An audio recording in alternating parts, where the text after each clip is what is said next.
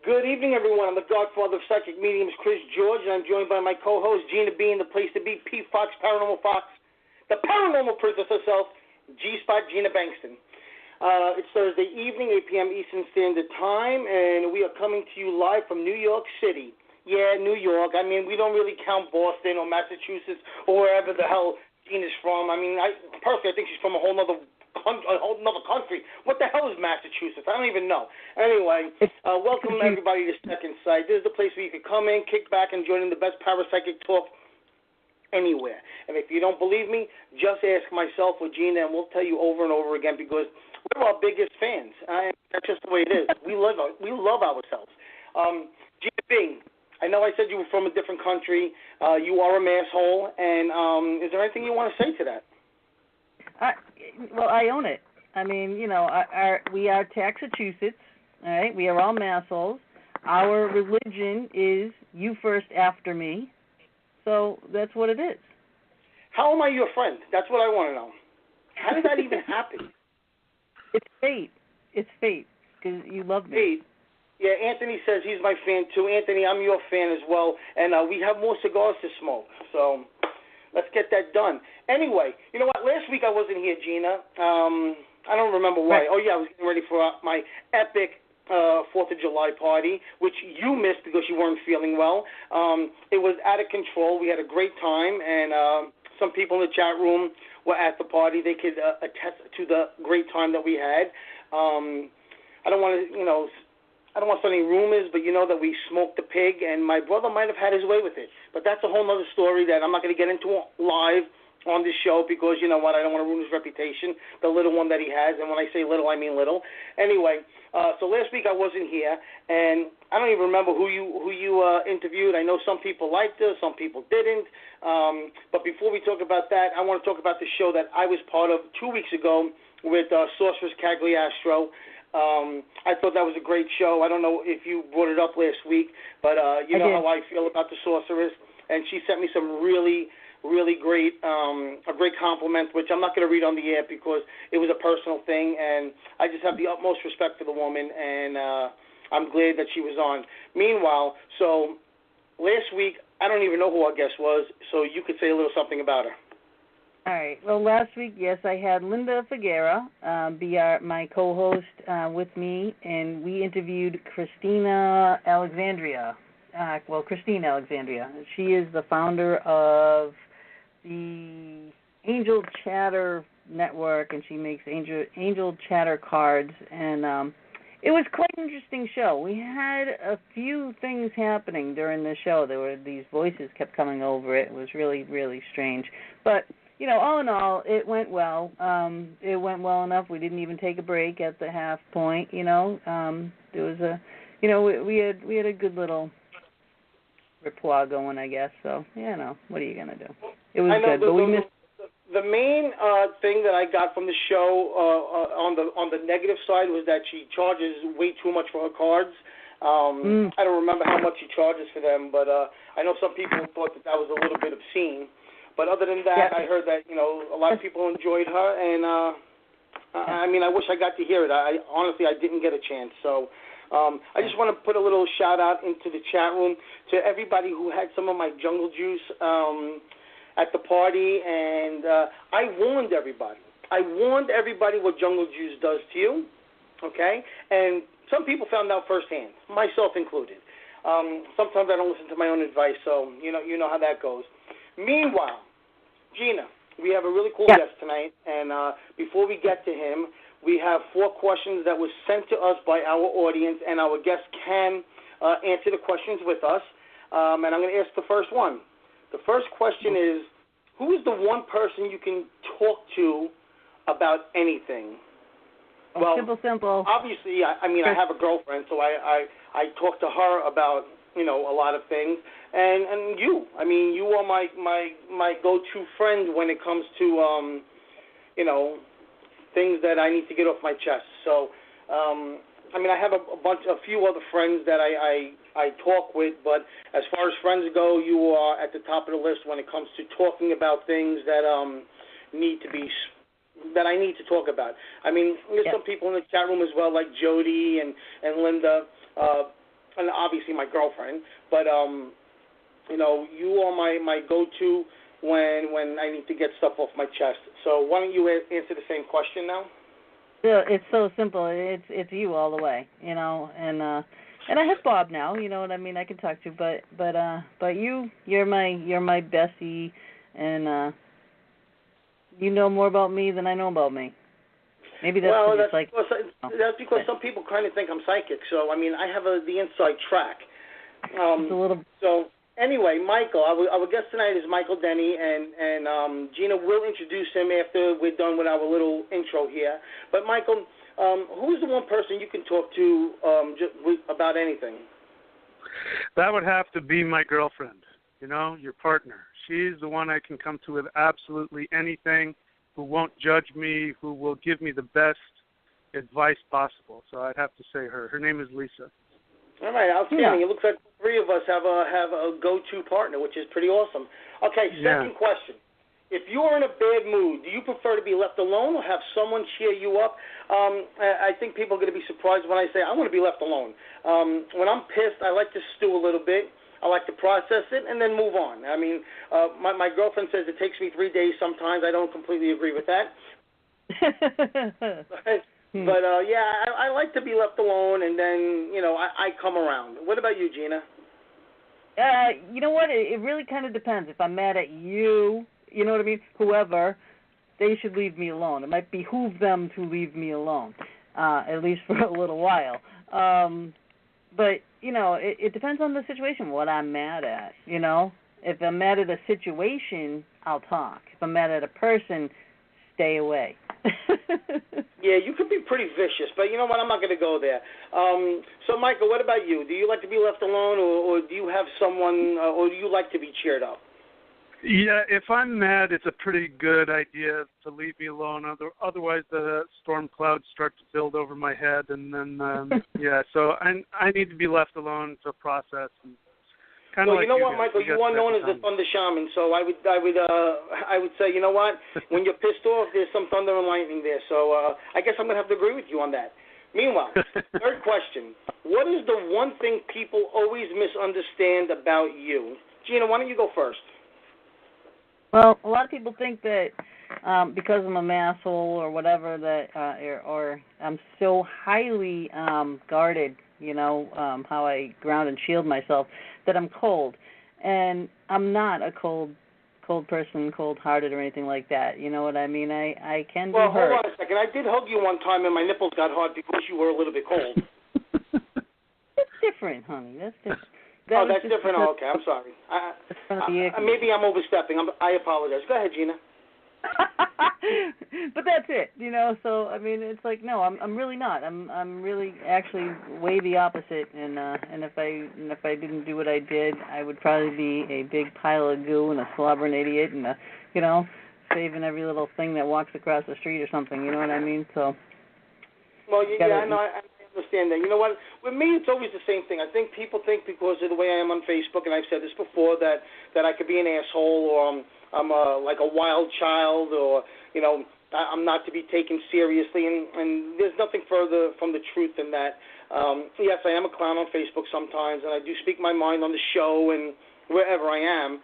But you know, when it comes time for business, I am 100% business. I do not take what I do with a grain of salt. I take it extremely seriously, and you know, and I find that a lot of people come to me and they're like, you know what, you're like this crazy guy with funny videos on Facebook, and then I come and get a reading from you, and you're like this really down to earth, nice guy who honestly cares about people, and I think people just find that kind of weird at times, and so that's what I'll say about me. Michael, what about you? What's something that people misunderstand about you? Well, a lot of times people at first glance think I'm a cop because I've got a bald head and I lift weights, and so they just automatically assume I'm a cop. So I have to kind of smile and say, no, I'm just a normal guy, whatever, don't worry about me kind of thing. All right, yeah, that's cool. I get that a lot, too. My whole life people have thought I was a cop. Hello, Kathy Ciliento. I haven't seen you in friggin' years, and I'm happy you're here tonight. All right, last question that I have from our audience is, this is a big one. what did your past relationship teach you? That's a good one. Yeah, not to have a hot tub. Not to have a hot tub? Yeah, because who I had a house with ended up in the hot tub with my neighbor, but that's not it. No.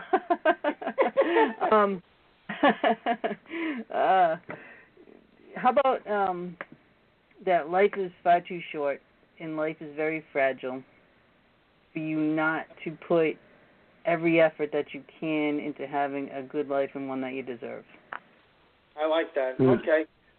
For me, I mean, it's something that I've said many, many times. A lot of people don't agree with this at all, and I've had long, deep conversations about what I'm about to say, and most people don't agree with me, and I'm okay with that. My big thing about relationships is you need more than love. You cannot, in my opinion, sustain a relationship on love alone. You need other things. You need the physicality. You need to be able to talk to people. You need to be able to get along with them, outside the bedroom. There are other things you need besides love. Right. And I'm a huge believer in that. I know a lot of people hear that and they're like, oh, no, all you need is love. Well, I'm here to tell you that that's bullshit. You definitely need more than just love to make a relationship last forever. So that's what I will say there. What about you, Michael? For me, the biggest lesson I learned was that you cannot live for somebody else. You got to live for yourself first, and then you can be there for somebody else. But if you try and fit into somebody else's box, forget it. I like that. I like that a lot. Like brother says, you need clean underwear. Oh, yeah. You always got to have on clean underwear or no underwear. Either way. I mean, there you go. Yeah. I just get rid of the underwear altogether. That seems to solve the problem. That's right. And guys, just so you know, guys, manscaping is okay. It doesn't make you gay, okay? Because I manscape and I am far from gay, number one. And number two, it is okay to freeball it every now and then. I mean, sometimes you got to let the guys just roam and breathe. I mean, that's just the way it is. My son is here, and he just says he freeballs it every day, and he's 11. I've taught him well. Anyway. I hear you, Mom. Ma, what do you think of him? Give him a hit on the head. Come here, say hello to everybody. Come here, say hello to everybody on my live, JoJo. Hi. So look how freaking good-looking he is. Freaking love this kid. Hey, Meanwhile, my thought for the week is some people from your past were not meant for your future, and that's a friggin' fact because I've had people come and go in my life, and there were some that I wish were still in my life, and there are some that I'm very happy that they're not in my life anymore. So I just don't believe that everybody's meant to be your friend forever. Things change in life, and it's just a fact of life. Gina, what do you think about that? Oh, I agree. You grow when you go. You know what I mean?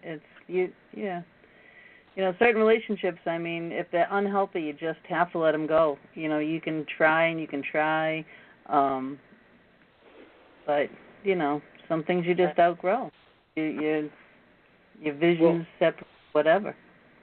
Obviously, I believe that. So, meanwhile, we have a great guest tonight, Gina. Why don't you read his bio, and let's get on with this interview. All righty. We have Michael William Denney. He's a practicing thunder shaman, intuitive relationship consultant, an author, teacher, Vedic astrologer, and Qigong instructor. There you go. Thank you. He has written 13 books with more on the way. He has also produced 35 instructional DVDs in Qigong, shamanism, meditation, yoga, and mantra. Michael is the founder of what he calls the Path of the Thunder Wizard, which integrates the shamanic knowledge from around the world into a syncretic and practical spiritual practice for modern times. Michael currently lives in Southern California, where he surfs, writes, feverishly uploads videos to his YouTube channel, and has a thriving practice as an intuitive relationship consultant. Mr. Denney also personally teaches and coaches clients of all walks of life in ancient principles of shamanic healing and spiritual awareness. Mr. Denney is also available for group and private seminars in healthy relationships and shamanic healing awareness. He is also available for Vedic astrological readings geared towards life path optimization. Michael can be reached at info@thundershamanism.com, and you will get that again later. So thank you for being with us, Michael, and welcome. This is going to be the craziest you've been on. Michael, we're looking forward to this. We're looking forward to this. That's quite the bio you have there. Half of it I don't understand, so I'm hoping you're going to elaborate on some of that stuff. I'm going to tell you something. I don't know if you know who Joyce Keller is, Michael, but she's one of the great psychics in the world. She's older than I am. I consider her one of my mentors, one of my two mentors. She was in the book Top 100 Psychics in the World. She is an absolutely amazing woman, and I was on her show many years ago, and she said the psychic part of my brain is genius, but the other side is not so much. So if I ask you some questions about what the hell you're talking about, don't get upset. Just answer the questions. Go with it, brother. Okay? Okay, you got it. No problem. There's no such thing. All right, so I'm going to go with the first question, and I want to know, you call yourself a modern shaman. What is your understanding of shamanism? Well, shamanism is a modern word we use to describe what our ancient ancestors might have called a wizard, a sorcerer, a magician, man of knowledge, etc. What it represents is the original human method of interfacing with the spiritual realm. A shaman really acts as an intermediary between the human realm and the spiritual dimensions that surround us. So you're a shaman as well. If you're psychic, if both of you guys are psychic, you have any connections like that, you're already automatically a shaman. It's just a word that, we just, in the modern world, we just need that one word that sort of comprises what all people can do when they're given access to their spiritual abilities. I have a problem with people that are fake, and I've been doing this a long time, and I've run into quite a few people who let's just start with psychics who are not really psychic, and that's a huge pet peeve of mine.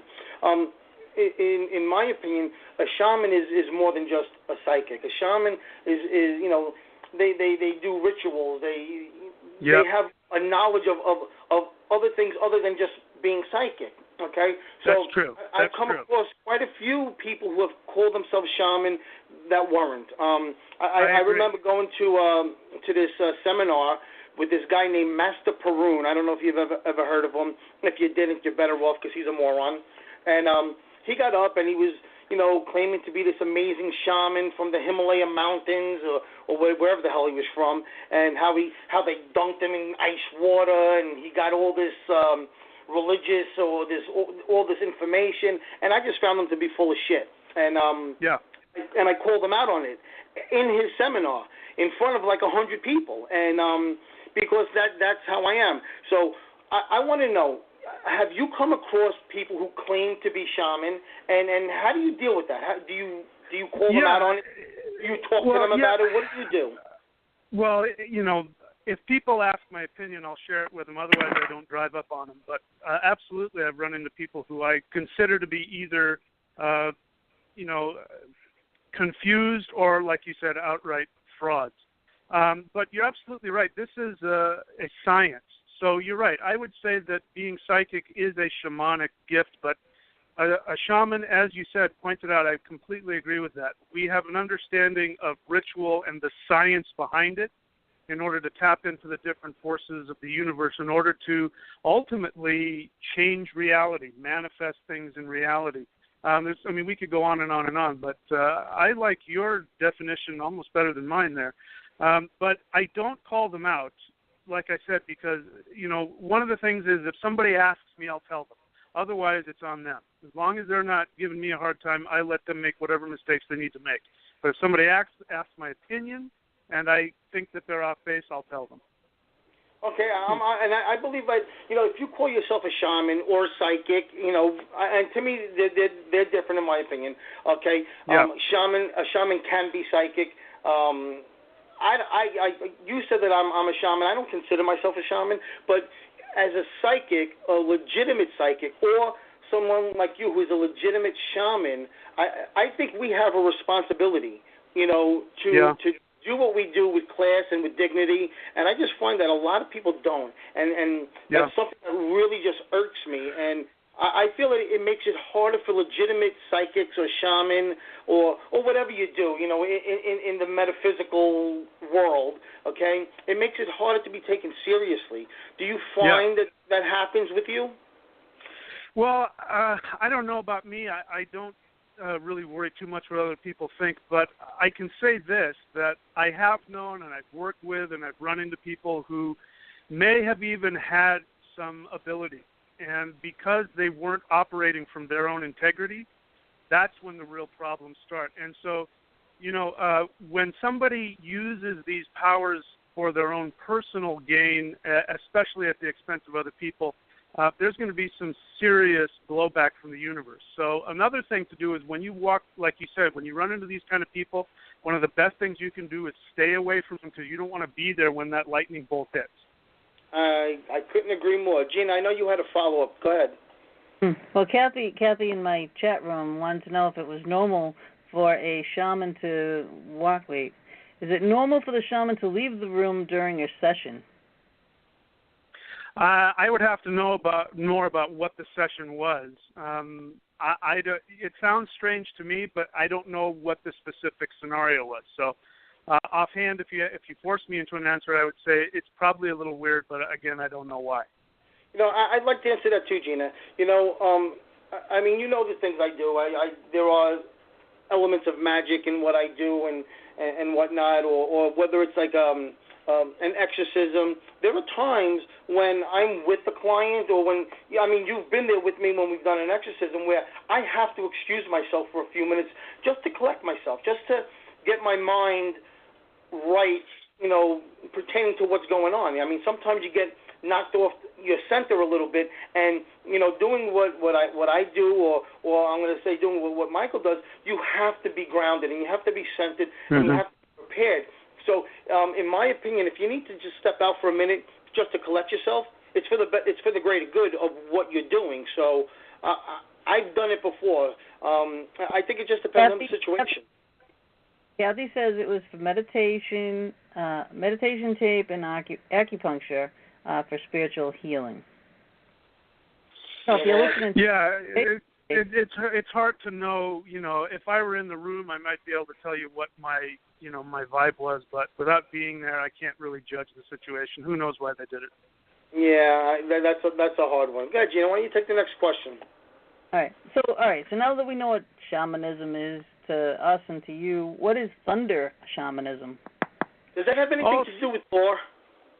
With Thor? Yeah. Here, I have Thor. If I get hot. Absolutely.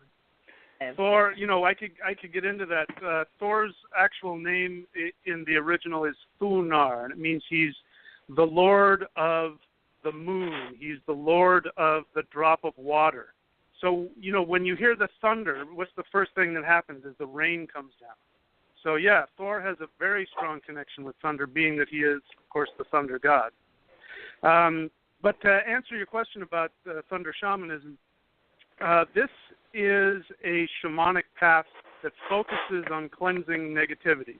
So we do a lot of the same things that other shamans do, especially with ritual and working with spirits and deities and that sort of thing. But the emphasis is on spiritual cleansing. It's more like the warrior path for the shaman. We don't fight against people per se. We fight against negativity, ignorance, all those kinds of things. So that, in short, that's what thunder shamanism. That's kind of the focus of what I do. All right, very cool. And you have said that shamans are hunters of power.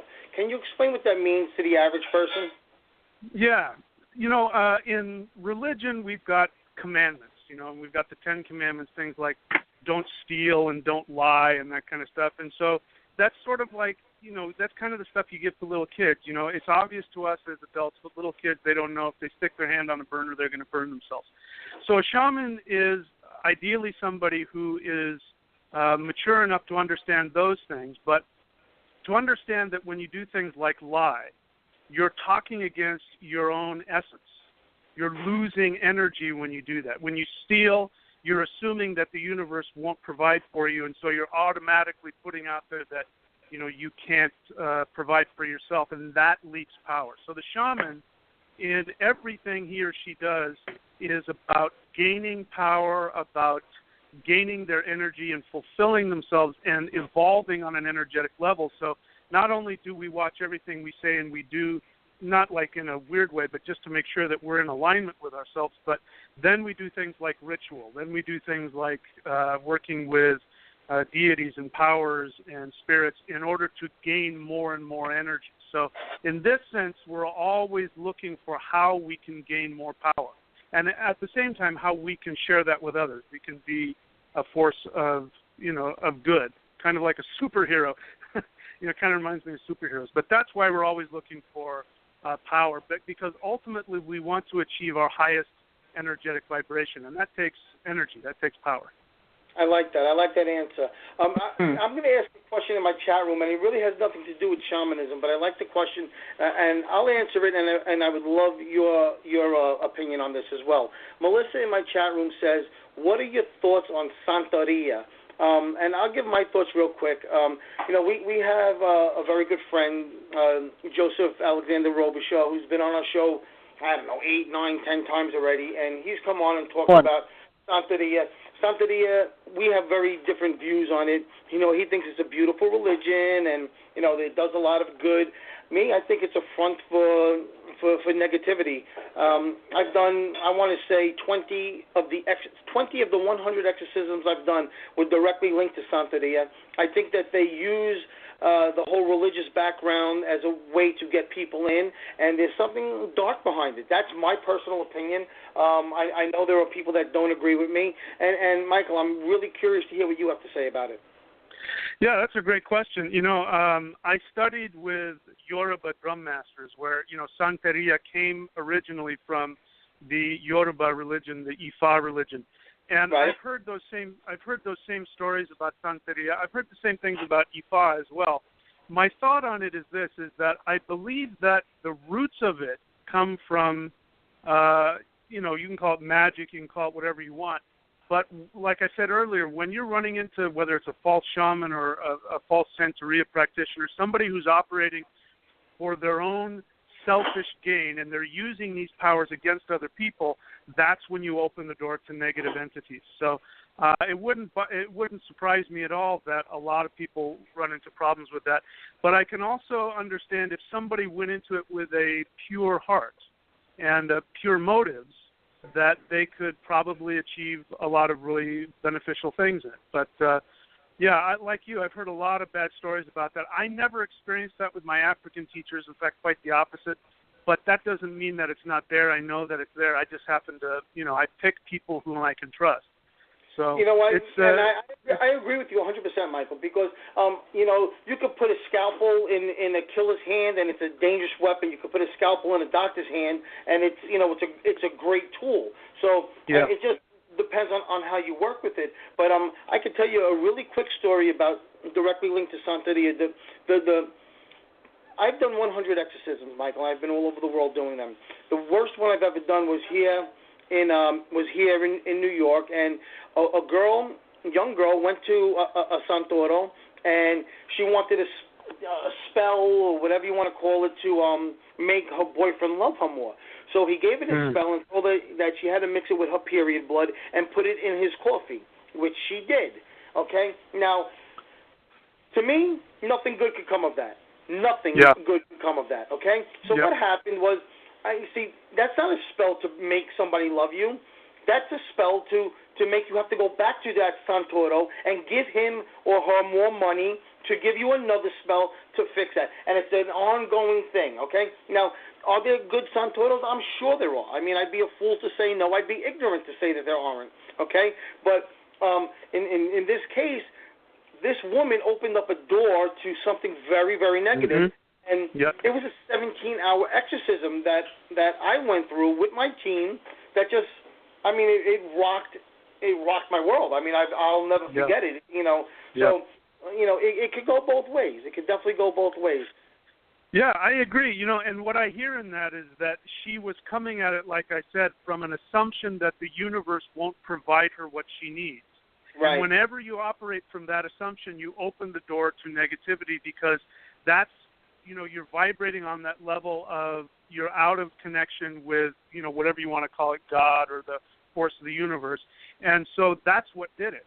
That was the start of it. And any person who has power, who takes money to give somebody some kind of path to achieve that, they're only, making things worse. So I agree with you. The real negative karma is on the person who gave them that.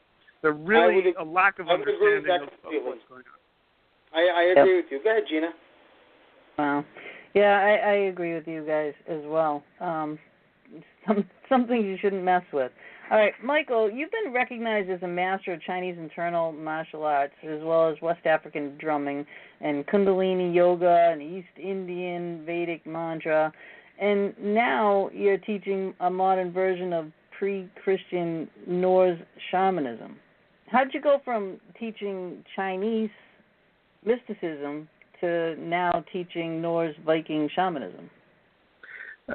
Thank you. That's a really interesting question, and it's a very interesting story. I'll try to make it as brief as possible. But, what was happening is that I was training in the Taoist spirit fighting, which is, having to do the same kind of thing, working with powers to destroy negativity and to gain power within yourself to fight off negativity.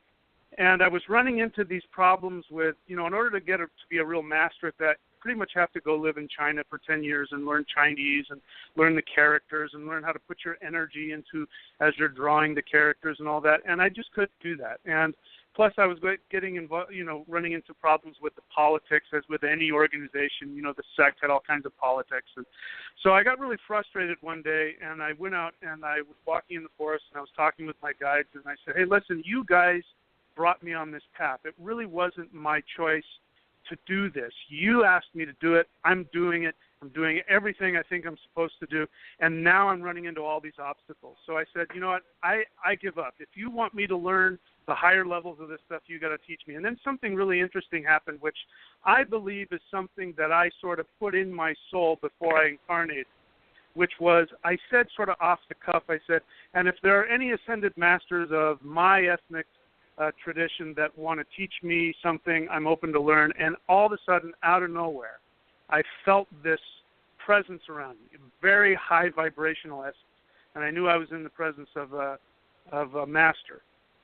And what I felt was, and I didn't hear any voices or anything like that, but what I felt was this communication that said to me, are you sure? Because if you decide to go down this path, there's no turning back, and you will be responsible for what you learn. Now, I understand that, because when people come and they want to learn from me, especially if they want to learn ways of dealing with negativity and the power that you need to do that, I give them the same speech. I say, listen, if you're going to get this kind of power, you're going to have to be willing to face all of your internal demons. You're going to have to be willing to go through major transformation. If you're not willing to do that, don't waste your time. It's not worth it. So when I had this experience with this master, what I thought to be a master talking to me, I understood that. And, of course, I said, yes, I want to learn. And then the sense was, okay, hang on, because here it comes. And then all of a sudden everything went back to normal, and I was like, everything. And I didn't really pay any attention to it for a while. But over the next couple of years, I had this experience. The best way I can describe it is that, when we download stuff onto our computer in like zip files, concentrated chunks of knowledge was getting poured into me. And it took me a really long time to be able to verbalize it. And then what I saw was that this science, whether you're a Taoist, whether you're a Hindu, whether you're Vedic, whether you're African, Native American, it doesn't matter. This is a science, and I was able to then make a connection between all of these sciences, and I use this word a lot in my books, which is in knowledge that has an unbroken connection into prehistory. That's really important, because there's been a lot of stuff that we've come up with in modern times that isn't connected to our ancient past. And what I've seen with those that have this unbroken connection into prehistory is that when you peel off the layers of symbolism or language or culture, you find this root science of how to deal with energy in the world. And so that's how I started doing it, because then I started reading the myths of my ancestors, and I started seeing that they were teaching people things that I was learning in Chinese mysticism. Let me give you an example. Thor is said to wear a belt. That's called Meganjord, which means it doubles his strength. And so if he doesn't wear his belt, he doesn't have enough strength to create the lightning. Now, if you've noticed, Chinese martial artists and even East Indian meditators, they wear sashes around their midsection. And they're doing it for a very specific reason. It protects the kidneys and the adrenal glands, and it focuses on the navel, which is the power source of the body. So what was happening is that the Ascended Masters were teaching these ancient Norse people Qigong, but they were doing it in the form of using these stories, using these myths. And when I was able to look at that, that's what blew my mind open. And then I said, that's it. I'm putting this whole thing together. And that's when I started working with the Norse deities and seeing how they connected with all of the other forces in the universe. And I could go on and on and on and on and on, but I hope I answered your question. That's what got me started on that. You did. That was an awesome answer. I mean, you kind of had me mesmerized. But I have a question in the chat room, Gina, if you don't mind. I want to ask you from Kathy Ciliento, one of my very, very dear friends. And she wants to know, does Michael use his abilities to access and influence the world of benevolent and malevolent spirits? If so, what kind of work were you doing? Well, I don't try and influence negative spirits. I don't know why she's asking this. I know that a lot of, say, Buddhists, for example, will try to convert the spirit, and they do that a lot in Tibetan Buddhism. They'll take, nature spirits that may or may not be seen as malevolent and convert them to Buddhism. But what I do is, if I'm working with negativity, I blast it. They don't want to come near me. If I'm working with, benevolent spirits, again, I'm not sure if we're talking about deities or we're talking about, other kinds of spirits. I treat the spirit world like any community. If a crazy homeless person comes to my door and knocks on my door, I don't let them in. I say, get the hell off my property. But if, somebody comes to my door and they're my friend or, they want to come in and have some tea, that's a whole different thing. So it's a community. And this is important. People get so flipped out about spirits, but if you just saw them as, part of your community, whether they have a body or not, then it would completely change. We wouldn't get so flipped out, when the house gets haunted. We would say, get the hell out of my house. What are you doing here? I live here. You don't. That kind of thing. So I don't know if I answered your question, but that's my thought on that. Very cool. Very cool. Yeah. Gina, you want me to take the next one? Sure. All right, well, some of the modern pagan religions teach that Norse mythology is exclusive to people of European descent. Can anyone of any ethnicity, I said that wrong, or religion learn from Norse paganism? Short answer, yes. I would be very hypocritical if I were to spend, my adult training with Chinese people and Africans and East Indians, if I were to then turn around and say only Europeans can practice this. No, as I said, this is a science and it's for everybody.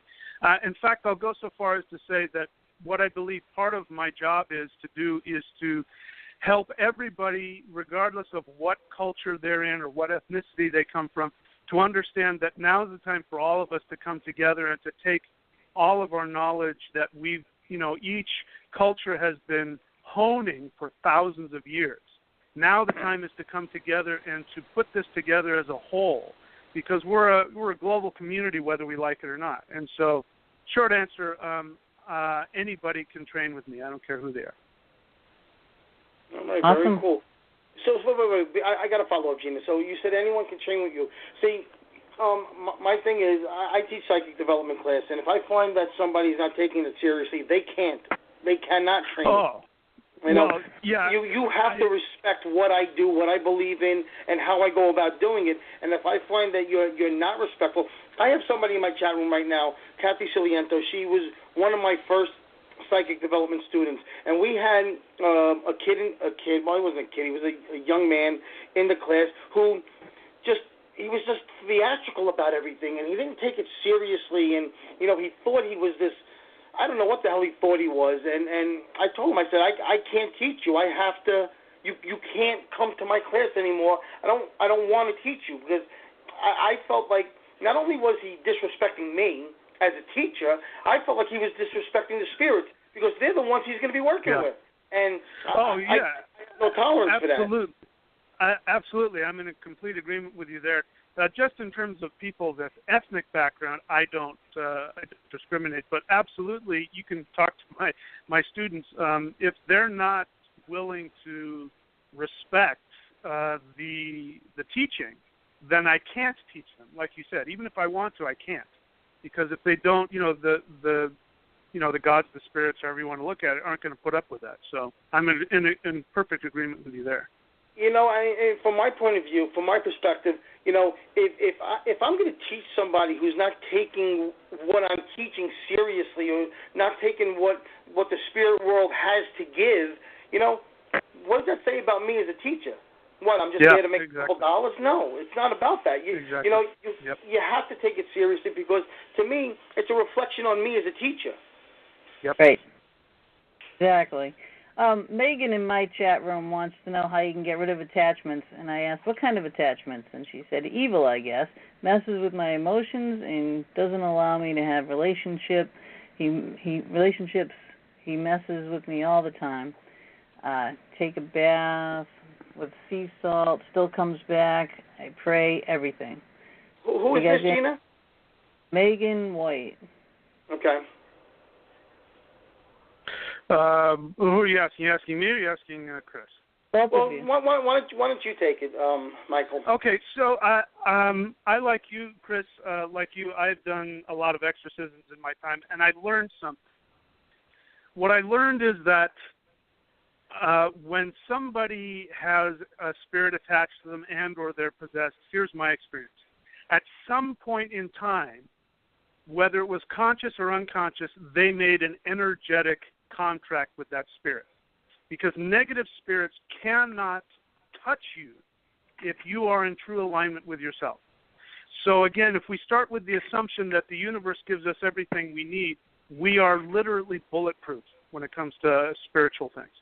If you have doubt, if you don't think that God loves you, or if you don't think that the universe will provide for you, and then you start acting and living in insecurity and desperation, then you open things up. That's why when people do, like, you talked about, Chris, with the, with the Santeria thing, or if somebody, gets out, does some kind of ritual to attract spirits, if you're operating from that selfish, weak place, you open yourself up. So that would be the first thing. I would want to have a session with this person and start asking, what happened when you got this attached to you? Because one of the other things I learned is that even if I drive away a spirit, if that person isn't willing to take a look at themselves to see what they did to attract it, it'll just come back later. That's my what, Michael, I think a lot of people that know me and have listened to the show for years would think that I would disagree with what you just said, and I don't. I agree with what you said.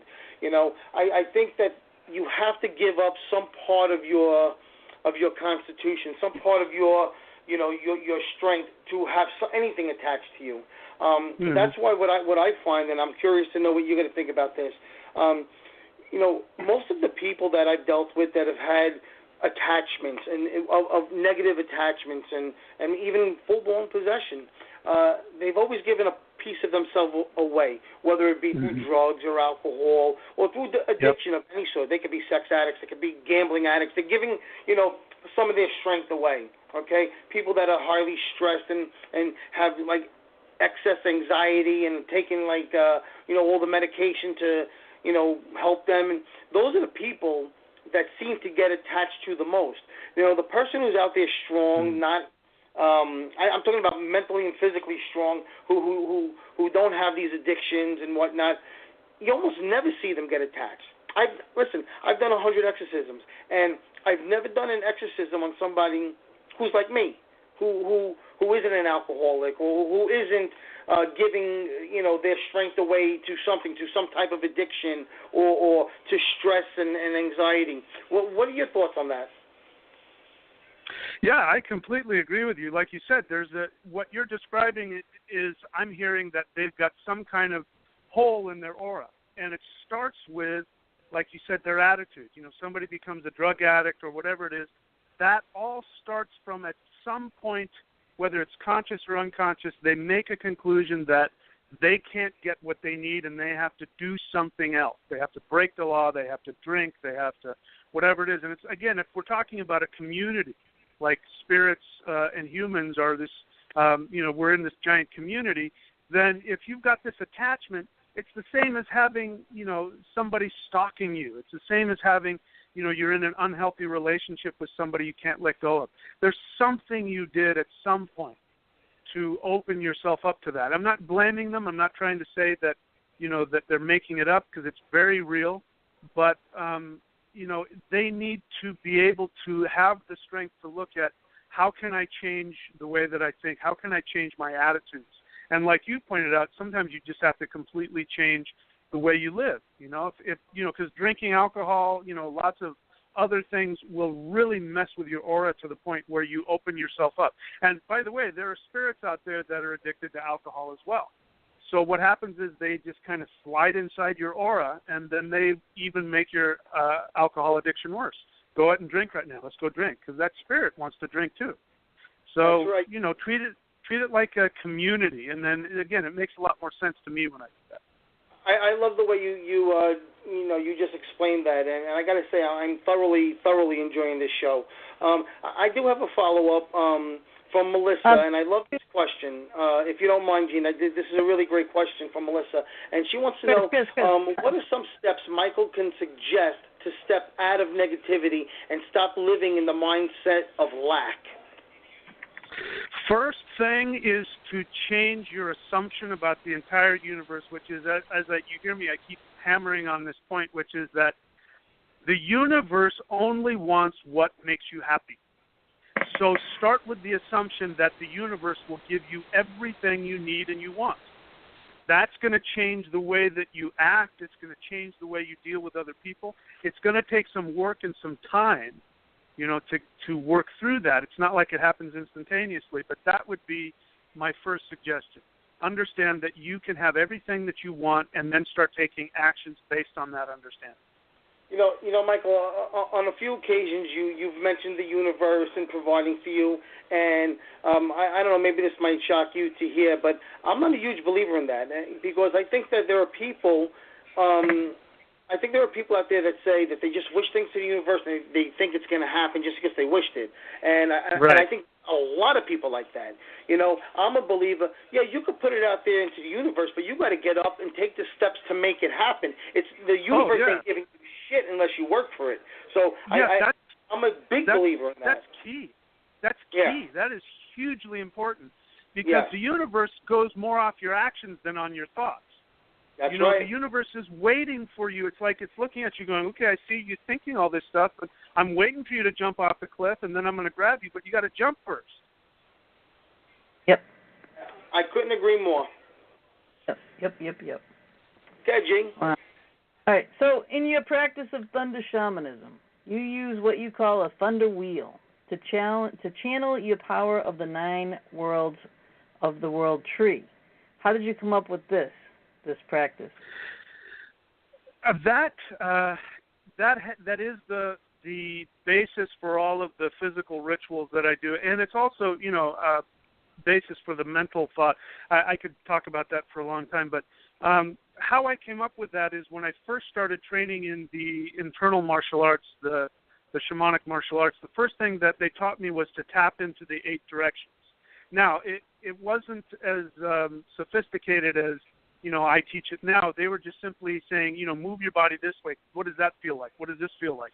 And then to learn how to physically feel and move and manipulate this energy with your body. We can call it qigong. You can call it whatever you want. But that was my basis. And then when I got, you guys heard the story of how I got to where I am now.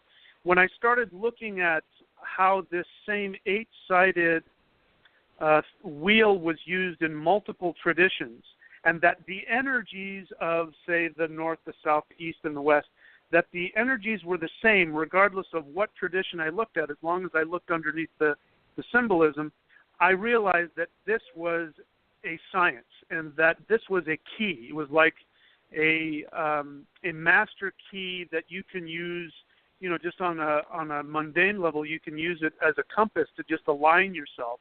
But once you get more familiar with it, you can start actually using these energies in ways, somebody asked earlier, this is how I would use energy in ways to help people or help the world, or, if I was doing some kind of a ritual to empower somebody or defend somebody, I would use this.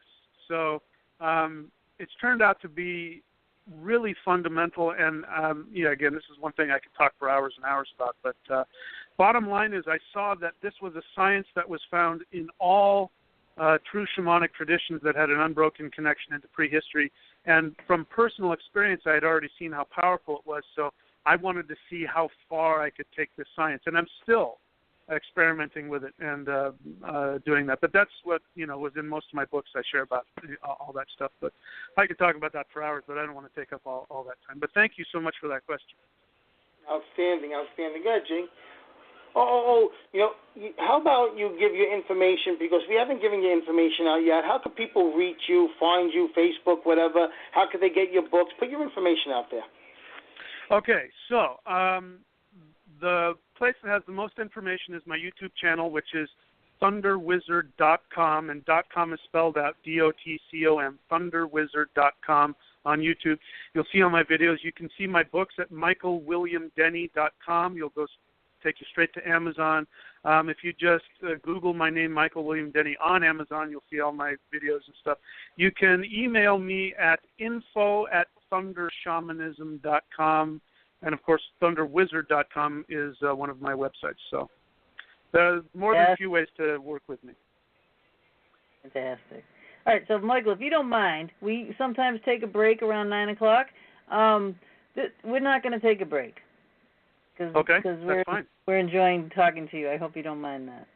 I don't mind. I'm having a great time. The ancient Norse religion focused heavily on the god Odin. How does Odin relate to the modern practice of shamanism?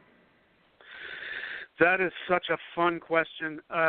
Odin, as you know, in mythology, is the king of the Norse gods. He's the head of the Norse pantheon. To really understand Odin, you have to look at his original name. His original name was Woden, Woden, and it means he who is consumed with the fire of self-awareness. It really, what it means is the shaman who is in the midst of his ritual ecstasy, where he's connected to all of the powers of the universe. This is Woden. This is who he is. So this is why he's seen as a warrior god. This is why he's seen as a fierce god. He's not fierce. He is just so thoroughly connected and so excited with this connection that he has. He's seen this way. So he is the epitome of the shaman that has peeled away his limitations so that he or she can connect to the power that is in the entire universe, and then allows that to flow through him. So that was one of the main, the Norse, we don't realize this now. We talk about other, like we look on Native American religions and those kinds of things, and that's how we see the so-called, shamanic religion. But we don't realize that our European ancestors did the same kinds of things. And there were, you've heard of berserkers. Berserkers means bear shirt, and it literally was people who would put on a coat that was either made out of wolf skin or bear skin, and then they would tap into the shamanic spirit of the bear or the wolf. And so this was really a deep part of our ancient understanding, but when modern religion came around, they didn't like that, so they did a lot of work to get rid of that understanding. But that's one of the reasons why I was so happy when I started researching and tapping into this, is that, wow, this is not only just more information for me, this is actually going to take my learning to the next level, which, hopefully, I can continue to do as time goes on. But so that's what the god Odin is for me, and that's why he has such a strong connection to shamanism for me on a personal level. Very cool. So anybody who's watching our live, could you please share for us? And if you're saying that the screen is blank, what I would suggest is you get out and come back in, because that seems to be working. So the next question, Michael. The god Odin is said to be a trinity, also known as Odin, Vili, and V. That sounds very similar to the Christian concept of the Trinity, Father, Son, and Holy Spirit. Do you see a connection between these two trinities? Yes, I do, but not in the way that a lot of people might. A lot of people might say, well, that myth of Odin, Odin, Vili, and Ve must have come from Christianity. But the truth is that, at least as far as I can tell, if you look in the Bible, you can't find any direct quotation or association with the Trinity. It was something that was imposed on Christianity later by guess who?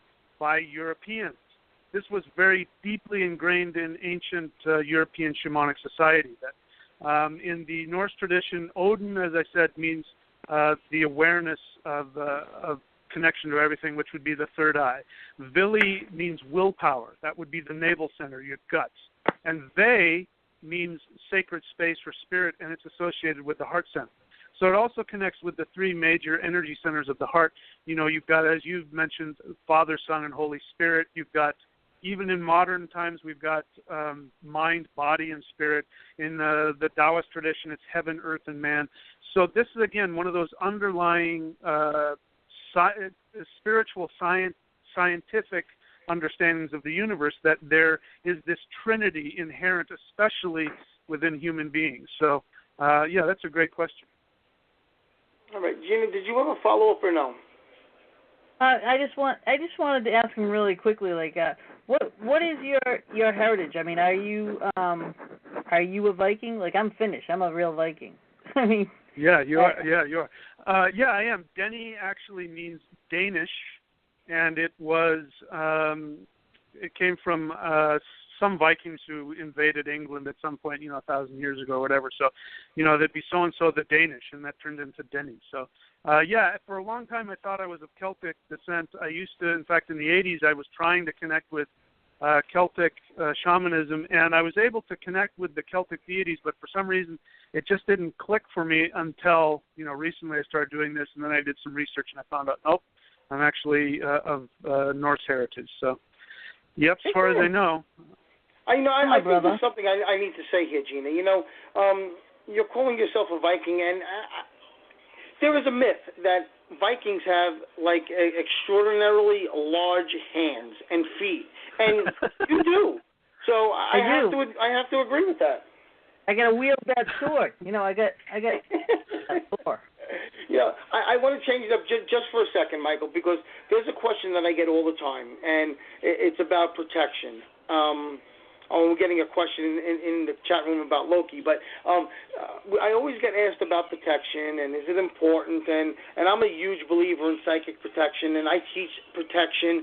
Is there any maybe a little ritual or technique that you have pertaining to protection that you could teach to our audience? Yeah, sure. The most important is the one I've already shared, which is you got to change your fundamental assumption about your relationship to the universe. When you do that, that will take care of it. But yeah, every time that I work with ritual, what I will do is, of course, align myself mentally. Connect to whatever.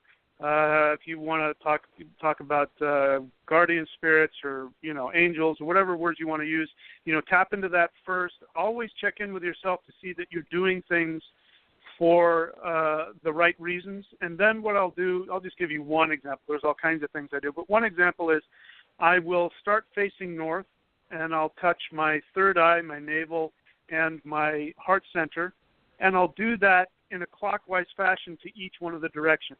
And what that does is I'm sending out a signal that I am wanting the guidance and the protection of all of my guides and angels and the deities. Again, I'm trying to use, language everybody uses. But that would be one. Start in the north, touch the third eye, the navel, and the heart, and go in a clockwise direction. And that sends out a message that only those entities that are of a high vibration are allowed into the circle. Very cool. Okay. Gina?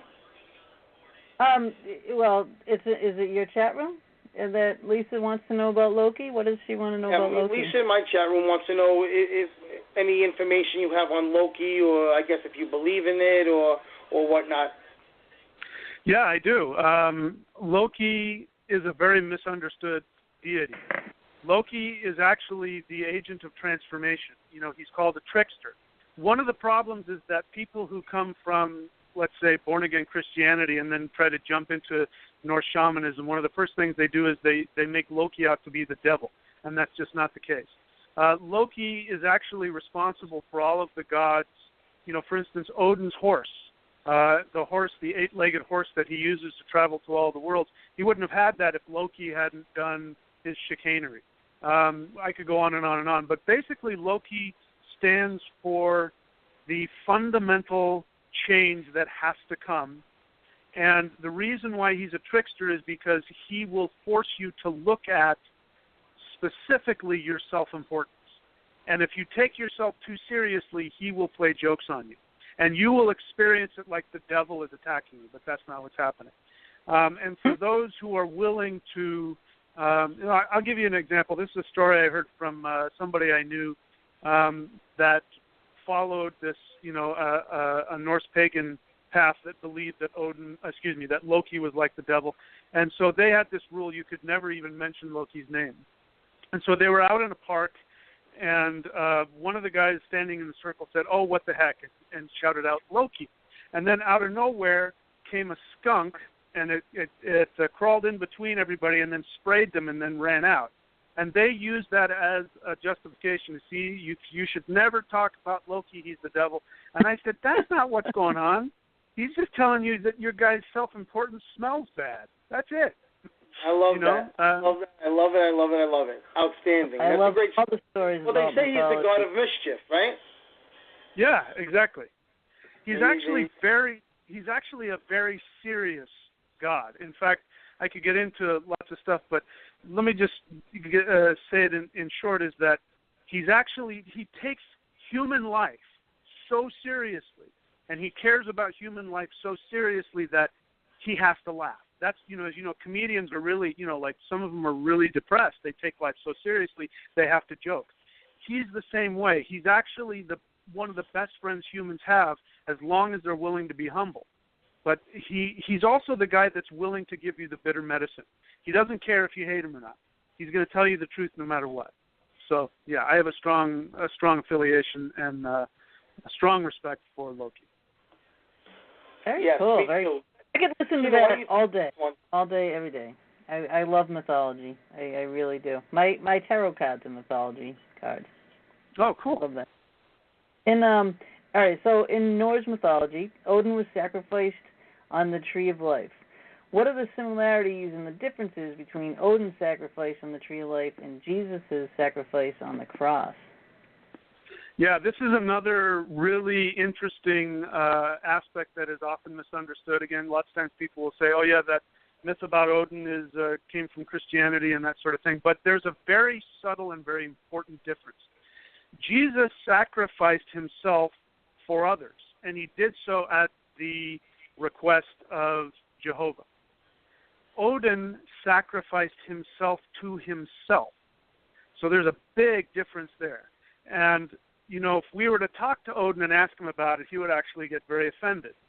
Because for him, the idea of sacrificing yourself, and I know a lot of people are going to maybe not understand exactly what I mean by this, so really try and listen. Odin gets upset with the idea of somebody giving somebody else the fruits of your hard work because it's disrespectful to that person. It's like saying, you can't accomplish it for yourself, so I'm going to do it for you. And so that's, again, a big difference. I could get into astrologically speaking. Odin is Mercury and Jesus is Jupiter, and so they kind of fight with each other in astrology. So there's that as well. But the big difference is that Odin sacrificed himself to himself, meaning that he was willing to die to his own false ego so that he could achieve infinity. And then according to the myth, as the result of that, he was the runes, which means the secrets of the universe, the runes were revealed to him. So they're very different. Jesus is doing something very different. He's sacrificing himself to take sin away from people, regardless of, whether you like that or don't like that. But that's very different from somebody who's actually doing the path of the shaman, who is seeking to lose their false ego in order to, for lack of a better word, become God themselves. So again, I know that might push a lot of buttons in a lot of people, but that's the best way that I can answer it without, hopefully, pissing off too many people. That was, you went that great. Piss people off? Never. Great. I just want to throw a couple things out there real quick, Gina. So people are asking me what my seltzer is spiked with, because I usually drink a little scotch during the show. And the last show I did with Lionel Pouchon Salomon in the chat room, he got me so friggin' drunk that I sounded like a blubbering idiot. So I decided to go with straight seltzer today with a little bit of grape drops in it. So that's why it's purple. That's number one. Starting Monday, I am on vacation, so I will be doing morning readings from now until September. So if anybody is looking for morning readings, contact C. George. And what else was in the chat room? No, it is not rum, Lisa. It is seltzer. Go ahead, Gina. You want me to take the next question? Sure. Go ahead. All right. You have a very interesting take on the mythical being known as elves. We think of them as little people who live at the North Pole. What is the ancient Viking understanding of elves? I love this question. I love educating people on, what our ancestors used to believe and how it's changed over time. The word elf means shining one. Shining one. So, in fact, the original word for the Alps, you can imagine if we're in Ice Age Europe, the Alps must have been covered with ice. They must have just been these brilliant, like gems, sunlight and moonlight coming off of them. That's what elf means. It means the shining one. Now, there are different kinds of elves, but I won't get into that. But the ones that people are most interested in are the light elves, L-I-G-H-T, elves, the light elves. And according to my research and my personal experience, the elves are the ascended masters of the human race.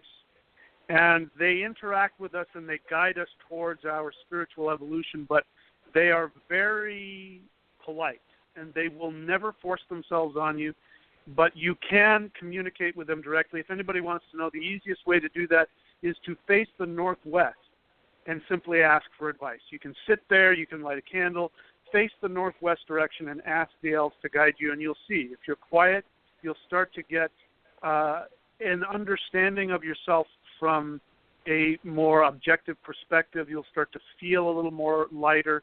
So, in short answer, that's what the elves are. The Norse people had a very strong connection to them, and in fact, there was a time, I could go. There's a historical story that shows how important they were. I won't get into that, but bottom line is that the elves were incredibly sacred, among the most sacred of beings. They almost were so sacred you didn't talk about them.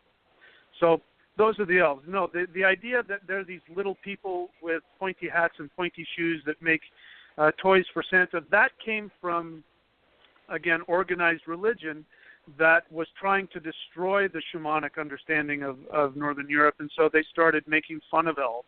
And that's where we get this idea of elves being these little tiny creatures with, pointy hats. That's interesting. I have an 11-year-old son, Jojo, and when he was younger, he really thought he was an elf because he had pointy ears and an abnormally large penis. And I told him that has nothing to do with being an elf. And for years, he swore he was an elf. So, finally now here he is, 11 years old. He realizes he's not an elf anymore, and I'm grateful for that. He's kind of grown out of it. Okay, Jim. Oh my goodness! All right, so then what about dwarfs, and what's the ancient understanding about those beings? This is probably my most favorite subject. I talk a lot about this in my books and on video, but the short answer is this: dwarves are not stocky little bearded people with axes that talk in Scottish accent. I give up. They are spiritual beings, and they actually are the precursors to human beings on a spiritual level. Now, that's a deep subject that takes a lot of time. I know people are scratching their heads on that one, but what they are is they are the masters of magic. They are the masters of creating physical reality with life force energy, and they are very connected to human emotions. And in fact, the Old English word for sorcery was dwarf speak. So it meant a sorcerer was somebody who had the ability to speak to the dwarves, which, again, we can look at that. Are they talking to their own dwarf nature and they're using that to create, or are they talking to actual beings? That's up for debate and discussion. But the bottom line is that dwarves, again, are not these little tiny guys with beards. They are powers that, unlike the light elves, they can kind of go in either direction. And this has a lot to do with us. We create all kinds of chaos in our life. When we are not in alignment with ourselves, what I say is that, your dwarf nature is out of alignment, and you're manifesting all kinds of chaos, because that's how we create our world, is through our lower self, our unconscious, our subconscious minds, our emotions, those kinds of things. So, dwarves have a very strong connection to the elves, and I guess I'll finish with this part here, is that what you want to do is you want to align your higher self, your third eye, with your lower self, your unconscious, your subconscious minds. That is a reflection of the light elves, who have a direct connection with the dwarves and keep them in line. When there is a communication between our higher self and our lower self, then we are able to create magic. And so that's what I ultimately think magic was way back when the Old English sorcerers were, called practicers of dwarf speak. I think what that meant was that they had an ability to manifest their thoughts and intentions because they were in alignment on all these other levels, which, again, we could talk about for hours. So, that's something I talk about a lot in my books and in my videos and all that. I won't take up all your time tonight, because I could talk forever about that. But I hope don't worry about it, Michael, because we're absolutely having you back on the show. But I want to give a big shout-out to my chat room tonight, Lisa and Kathy and Melissa and everybody else just lighting up the chat room with some great questions. And I have 3 from Lisa, and I'm going to give them to you all together. One is, okay. Are there tales of elves mating with humans in Norse mythology? That's number 1. Also, is Celtic law the same as Norse law? Because she had someone tell her that they were. And the third one, we know aliens live among us. Do elves and dwarves live among us as well? Those are 3 awesome questions, I think. Okay, I'll answer the last one first. It's yes, dwarves and elves absolutely live among us. In fact, it's impossible to be a human being without being in connection to them, whether you realize it or not. Let's see. Are there tales about dwarves mating? About elves mating with humans? I don't know if there are tales about that. There are tales about Valkyries mating with humans. Okay. There are tales of other entities like trolls and things like that. I can't say whether or not there are tales of elves making love or mating with humans. It wouldn't surprise me if there were, but I honestly am not aware of any. I dated a girl that looked like a troll once. Yeah, that's pretty hot, huh? Does that count? Yeah, maybe she was just a hairy midget. I don't know. Anyway, what was the third question, Gina? She wanted to know wanted to know. Celtic law. I wants to know about elementals. Okay. No, there was another question of is Norse mythology the same as Celtic, and the answer is no, they're not. They're 2 completely different languages. I could get into that. They have a very distant connection to what we would call the Indo-European culture. So there are some connections, but technically, no, they're not the same, but they are related. And then, I'm sorry, what was the next question? Was that mine? Was your question, Gina. All right, Ron was yours, Gina. Yeah, Ron wants to know about elementals. What did you want to know about elementals? That these elves and dwarves and things? I see. You see, now we're getting into whole different kinds of stuff.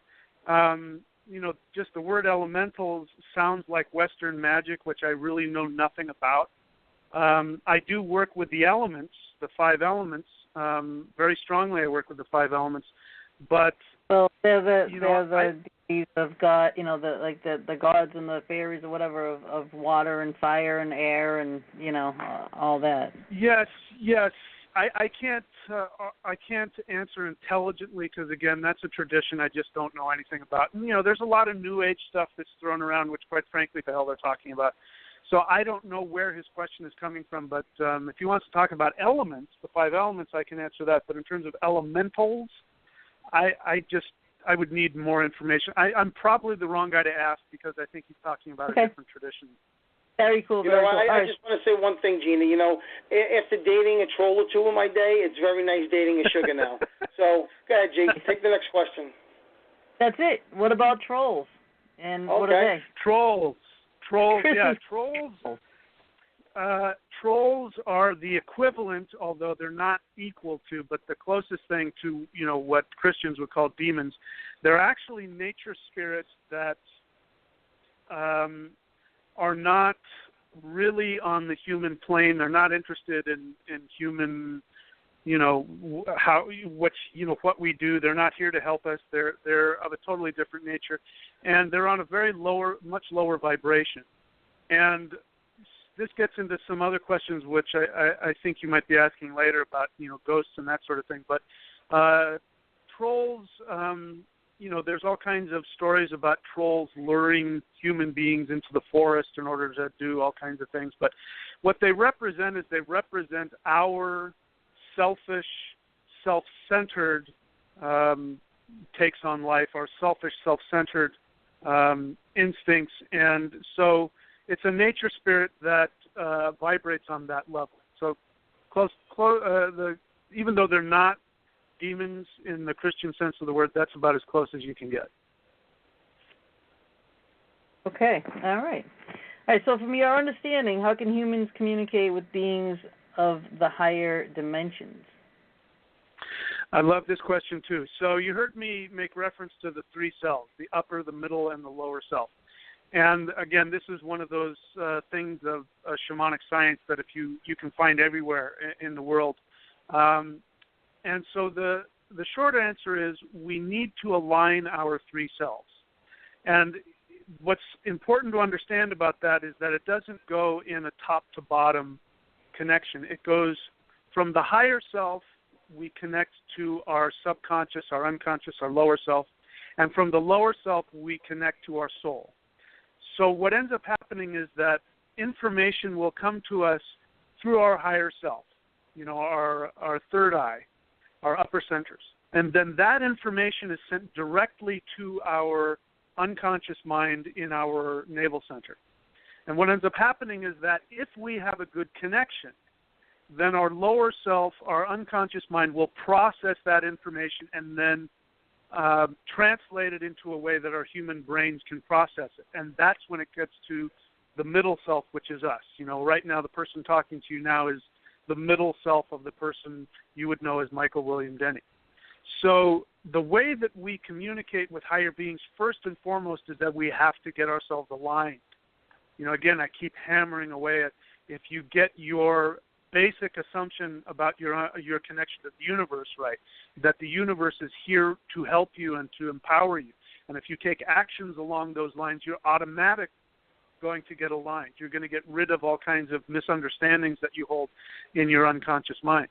And when that happens, then there's this communication that happens between all 3 of the selves, and then we can communicate with specifically the light elves, but also the celestial deities, the terrestrial spirits. That's how it happens. It's like we're an antenna. And in my research, that's how you do it. You align the 3 selves. All right. We have a question in the chat room from our friend Angelia, and she wants to know what your thoughts are on fairies. And before you answer that, I want to make a little mention because years ago, there's a friend of the show named Stephen Popietek. He's known as the Cosmic Shaman. And he does these, he calls them meditations, but I consider them to be more like mythical journeys, okay? It's very interesting. Yep. And, he was calling in fairies, and I've never seen fairies. I don't really believe in it all that much. Okay, but that's me personally. But I'll tell you what. When he was doing this meditation, I was getting these visions of fairies. Now, they did not, in my mind, they did not look like, the traditional, beautiful little Tinkerbell-looking things. They weren't pretty. They weren't pretty at all. They were actually kind of scary looking. Now, again, this is just a vision I was having. I don't even know if it was real. What are your thoughts on fairies? And could you just talk on it a little bit if you have knowledge on it? Yeah, I'll do my best.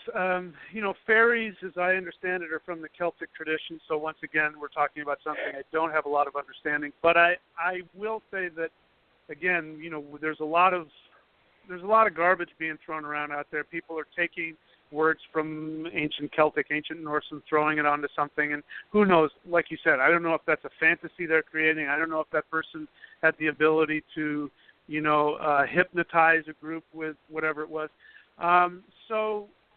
Words are important, but they're also labels at some point. My feeling about fairies, now we're talking about my feeling. Now I got the potential BS out of the way. My feeling about fairies is this. There are ways to connect with, again, beings of light that are of a very high vibrational nature that if you were to experience them, you might see them as little tiny dots of light, or you might see them as little beings. So I think that's where fairies come from. If I had to, again, uneducated in the Celtic tradition, that would be my guess on that. So I don't know what happened with the guy that you worked with, or, if that was positive or negative, but my take on that is that fairies are probably also like elves. There's all kinds of elves. There are light elves, and then there are dark elves, and then there are, other elves that they're just basically spirits that are running around. So I think the same is true for fairies, and I think what people want out of fairies is the same thing that they want out of elves. They want to connect with beings of very high vibrational nature that maybe don't fit into our understanding of, what a being is, and so maybe we see them in some strange way, like a little light or a little imp or a little, who knows what. And I'll say one last thing. Assuming that the vision you had was real, which I have no reason to believe it wasn't, assuming that it was real, it's very possible that, again, you're dealing with beings from another dimension that we don't understand. And so it can be frightening to us if we see them. So those are my thoughts. Something interesting, because you said they might be seen as little lights or specks of light or whatever. And in my chat room, Linda says some people believe that fairies are angels. And what I do when I do healing work, a lot of times angels will show up as little specks of light, like a spark in the air.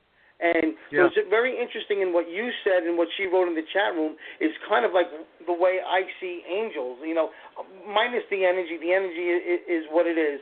But actually seeing them, a lot of times they show up as little sparks in the air. And people see it all the time. They wonder, what the hell was that? Well, that's angels.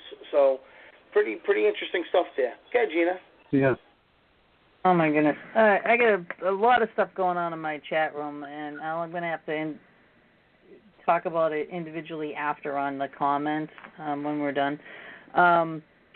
Okay, so I'm going to ask this question, but I'm actually dying to get to the next one. What is the Thunder Shaman understanding of the purpose of meditation and energy work? There is a twofold purpose which is actually connected. The first one is, we talked about earlier, shamans are hunters of power. So meditation is a great way to actually gain power. And again, that's why we call it focusing on the navel, because the navel is where we process life force energy. So that's the first one. The second one is, you heard me talk about the three selves, and that when we align the three selves, we can communicate with the higher levels of being. So one of the main purposes of meditation is sort of like going to the gym, to stay in shape. You meditate to clean your unconscious mind of garbage. That, the fantasies, the attachments, the fears, the self-centered whatever that's blocking you from, again, that communication of all three selves. And so, there's all kinds of things that we do, but meditation is like that. It's like going to the gym. It's like brushing your teeth. And it will give you more ability and more strength and more power to then be able to not only communicate to the higher realms, but on higher levels to use your three selves to intend your reality and in ritual. And that's another much longer subject, but that's my answer to that question. Perfect. Okay, so this one I've been dying to get to. This is more my thing. All right? In your understanding, what are ghosts, and are they the souls of departed humans? Okay, it's very possible I'm gonna ruffle some feathers here. I'm going to say first that ghosts are not the souls of departed humans. They are the lower selves of departed humans. So remember, from my understanding, there are three selves. There's a higher, middle, and a lower self. The middle self is the soul. That is eternal. And that one goes off to wherever it's going to go. The higher self takes off, and who knows where it's going to go. It may come back as a higher self. It may become an elf. We don't know. The lower self is the person's unconscious mind. This is ghosts. You know, you don't run into happy ghosts. You only run into unhappy ghosts, right? No. And that's because, well, for the most part. I mean, people don't complain about, I've got a happy ghost in my house. They complain because they've got a negative ghost running around that are causing them problems. Well, then they complain about a negative ghost, but they don't complain about a happy ghost. I have happy ghosts living with me. I mean, right, exactly. No. That's right. So, well, here's the thing. You'll find a lot of ghosts don't know what year it is. They're stuck in whatever year they're in. They're obsessed with whatever that they were doing before they died. Like, are they jumping off the cliff, or whatever it is that they're doing. Because this is where our ego lives. Our ego lives in the lower self. So again, like I said, I'm going to ruffle some feathers with this one. Do I think ghosts are the souls of the departed humans? No, I think they are the if you want to call it the personality, the ego of the human being that is left on this earth because for some reason the individual may not have finished all of their work. Now, if we're talking about, let's say you go to somebody's funeral and you see the person there, or somebody experiences the ghost of the person, and it's actually a very beneficial experience. Mm-hmm. That is something different. Now we are dealing with, yes, that is the soul of a person who is choosing to stay for other reasons. They're there to comfort the loved ones. They're there to wrap up whatever it is business they have before they move on. But if we're talking about a malignant entity that's attached to a human being that you just can't get rid of, that is not, in my experience, the soul of somebody. That's their lower self that is left behind because the person died in a state where they had not aligned themselves. And so it's kind of depositing, an energy it's like their ego's still trying to work out that problem they can't solve. So again, like I said, I'm going to push some buttons on that one, but that's my take on it. Right. A ghost to me is, yes, you die, you become a ghost. You become more a spirit when you cross over and you come back. You get enlightened on the other side and you can come back as more of a enlightened being. And then I can ruffle. Not everyone gets enlightened, Gina. By saying that, but that's how I see it. Then we're talking about in my. Of course, I'm happy to be wrong about this, but from my perspective, then we're talking about more of an elf, an ascended master, somebody who is a human being who's coming back to guide and to help. Well, the same kind of thing as an angel. You can be someone's guardian angel. You can be whatever. Absolutely. Absolutely. Yeah. But there's so many categories of a haunting, of a spirit, of an entity, you can't categorize it as yes, it's this, it's not cut and dry, it's not black and white, very many levels. There's a hierarchy. There are so many thoughts on this, Gina. It's ridiculous. I've had people on this show that said all spirits are demons. I had a guy on this show, I can't remember his name, he was a whack job, said that all spirits were friggin' aliens. I told him, I said, you're out of your mind. So there are so many thoughts on this topic. It's hard to give a definitive answer in my book. Whole show. It's a whole show, many shows. It really is. Yes. Yeah. That's why we have paranormal radio. I want to put this out there. We have a lot of guests on this show, and there are certain guests that we connect with and certain ones that we don't. Certain ones we agree with and certain ones we don't, and we always discuss it whether we do it or don't, and we do it in a very educated way.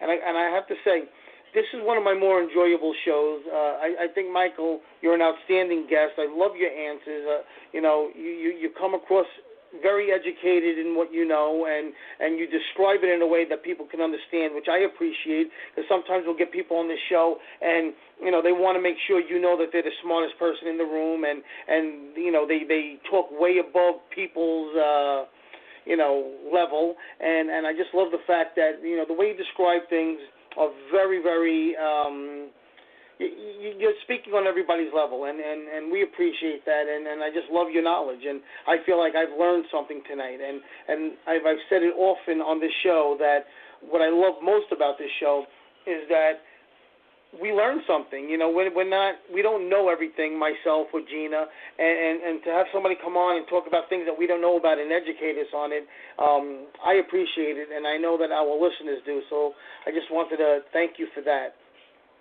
Thank you. I appreciate that, and thanks for having me on. I appreciate that too. It's a lot of fun. It's a pleasure. Go ahead, Gina. But we're not done. All right. No, don't be going anywhere. All right. In my chat room, Megan's been asking some really pretty cool questions here, and she says, "Why does it have to depend?" About what we were talking about. All right. If you believe in God, why don't you go to heaven? If you commit suicide.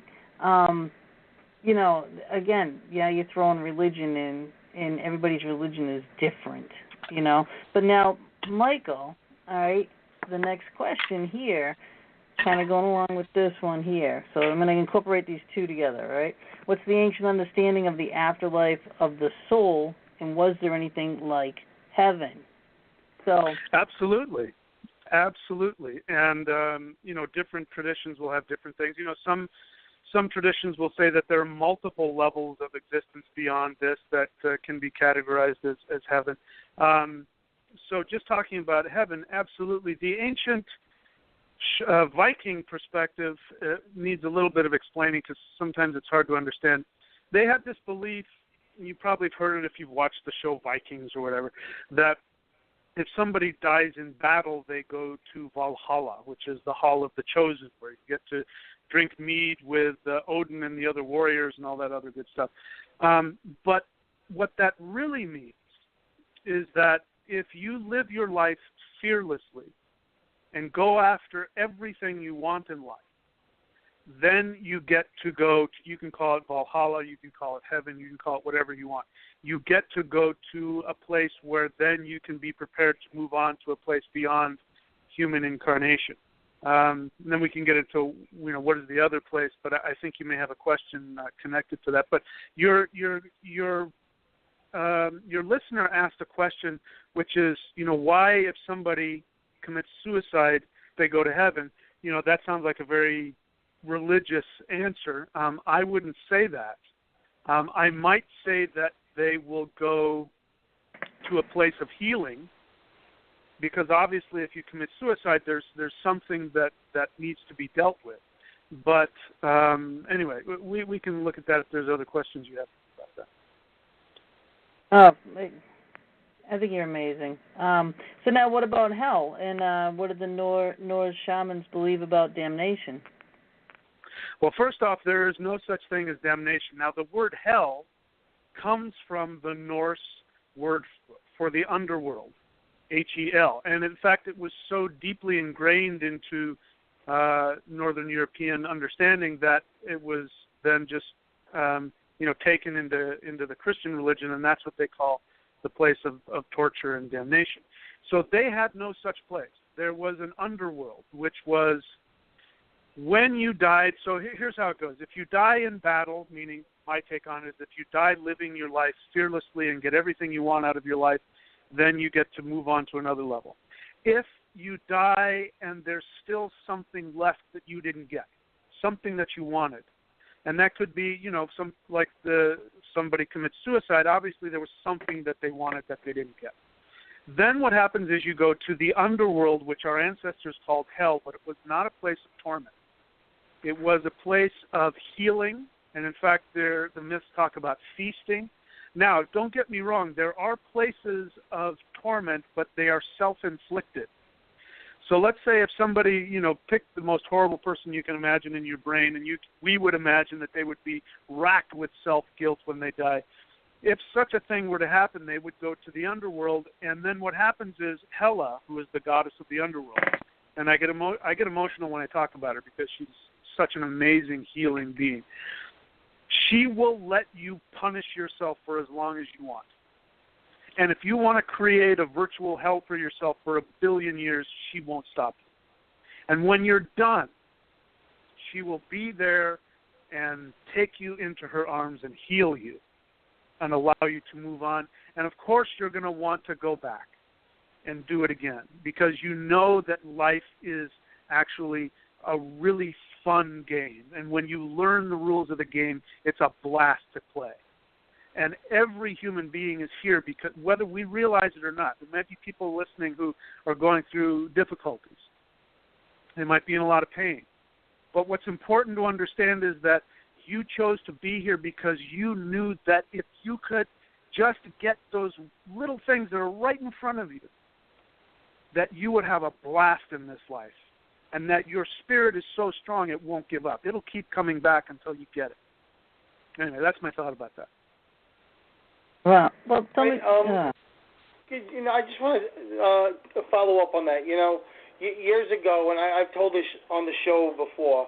Years ago, I was given an opportunity to make some money. It was I had just had my heart attack, and I was coming back to work and whatever, and we needed money. I was a married man. I had I guess 2 kids at the time. Maybe JoJo was born. I don't remember. And I remember this guy gave me the opportunity to make a couple dollars.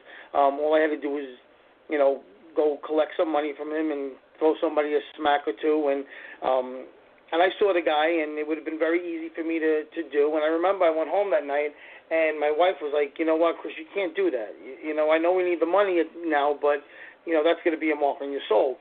And I'm like, I said, you know what, I'm going to go meditate on it. And I went down into my basement, and I started meditating, and I had an out-of-body experience.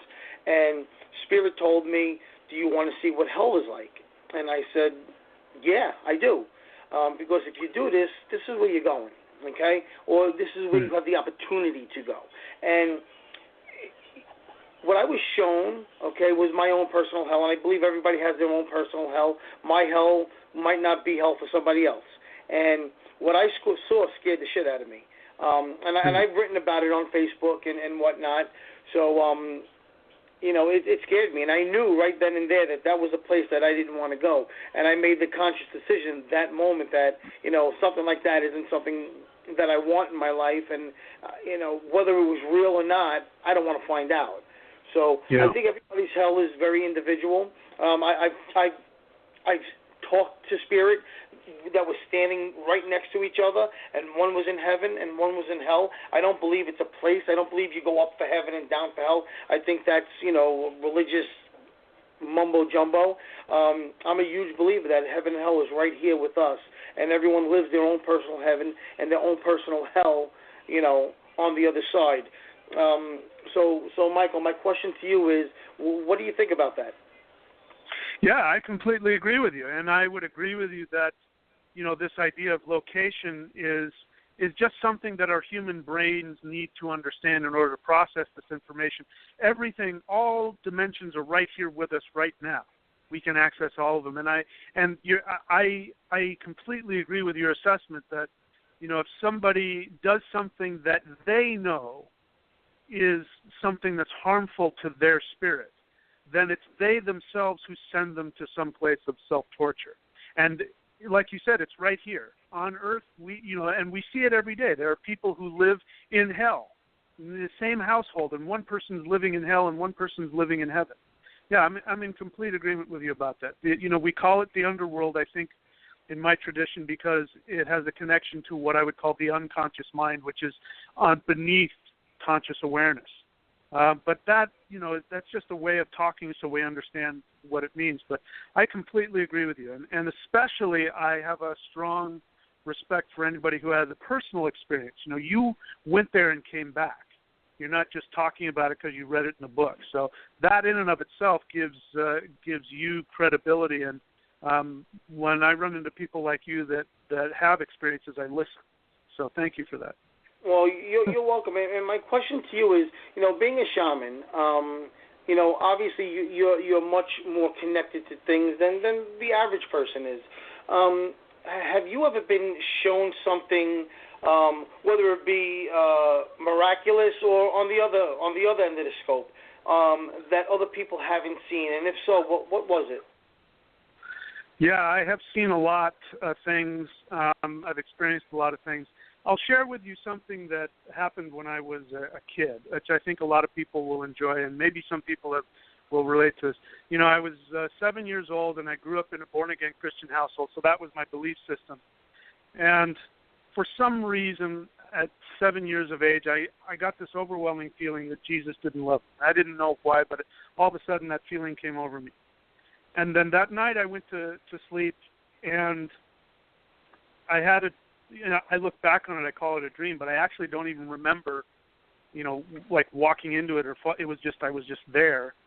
I was in this place, and all there was this incredibly bright light. And it came toward me and engulfed me. And in my little 7-year-old Christian brain, I made the assumption, or my little 7-year-old spirit, whatever it was, I made the assumption that it was Jesus and that I was in heaven. And what happened was that I got filled with this, I can't even describe the bliss that filled me, the incredible love that was flowing through me. And I felt my face, of course it was my spirit, but whatever face I had on my spirit, the smile got so big that it wiped away everything. And in my little 7-year-old words afterwards, I said, if I had eyes, my eyes would have been burned out of my skull. The light was so bright. But it wasn't anything horrible. It was amazing. And so I felt this love and this connection that I still can't put into words. And I remember saying, I'm home. I'm home. I'm home. And then very slowly, just like somebody very gently releasing an embrace, I felt the light starting to move away and let go of me. And I started crying, no, no, no.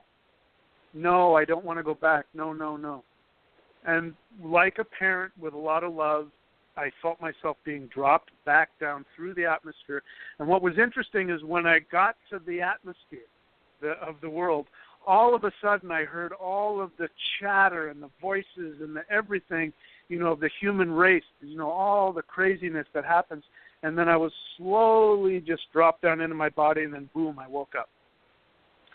So now what's interesting, that as wonderful and amazing as that experience was, I look back on it now.